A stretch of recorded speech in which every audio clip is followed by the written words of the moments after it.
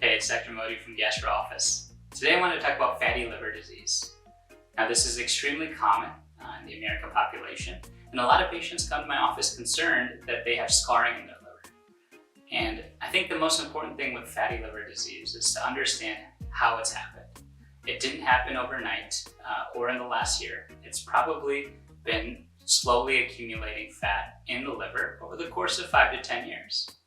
Now, usually with the ultrasound that your primary doctor may have ordered, we'll usually get a set of labs to look at your liver enzymes. In some patients, the liver enzymes are completely normal, which would suggest there's no inflammation in the liver itself.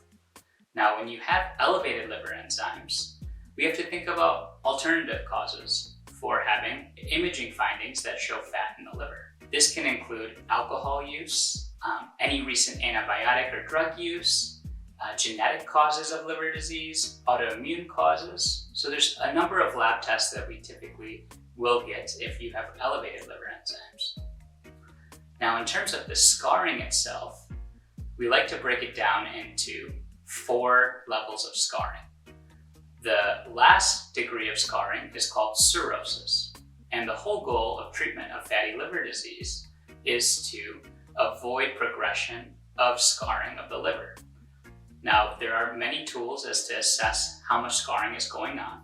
Some of it includes lab work, other includes FibroScan, which is an option. It's a specialized ultrasound that can look at the elastography of the liver. And then finally, a liver biopsy.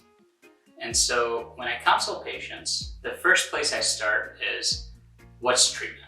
And how can we prevent this from occurring, especially the scarring? The best way that studies have shown to reduce the risk of scarring and fatty liver disease is to lose 7 to 10% of your body weight. Now, there's no magic pill, unfortunately, that we as gastroenterologists prescribe. Initial steps include diet and exercise regimens. And if you've gone through those and you've been rigorous and diligent on those, there are a number of different treatment options as well, including non-surgical approaches to treatment of weight loss.